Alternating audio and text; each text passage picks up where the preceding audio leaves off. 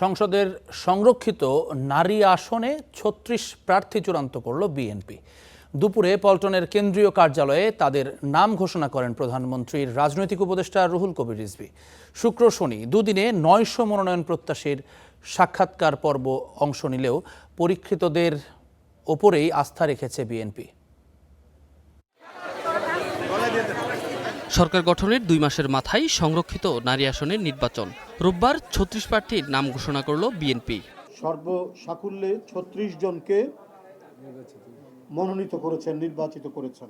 এর একদিকে যেমন রয়েছে সেলিমা রহমান, নীলুফার চৌধুরী মনি, নিপুণ রায় চৌধুরী, সানজিদা ইসলাম তুলির মতো পরীক্ষিত নেত্রীরা। অন্যদিকে সানসিলা জেবরিন প্রিয়াঙ্কা, মানসুরা আক্তার, আন্না মিঞ্জের মতো প্রার্থী। হেলেন জেরিন খান, আব্দুল লতিফ খান,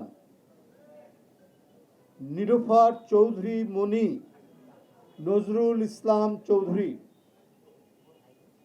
নিপুণ রায় চৌধুরী, পিতা নিতাই রায় চৌধুরী, জিবা আমিন খান।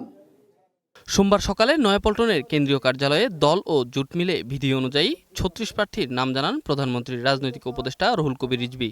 রেজেকা সুলতানা, কে এ কুদ্দুস, এই ৩৬ জন বিএনপি এবং বিএনপির জোট থেকে যাদেরকে সিলেকশন করা হয়েছে, নির্বাচিত করা হয়েছে, তাদের নাম আমি এখানে পাঠ করে শোনালাম। মনোনীত বেশিরভাগ প্রার্থীরই রয়েছে নানা আন্দোলন সংগ্রামে রাজপথে অবদান। গত শুক্র ও শনিবার সাংগঠনিক ১০ বিভাগের মনোনয়ন প্রত্যাশীদের সাক্ষাৎ পর্বে ছিলেন প্রধানমন্ত্রী।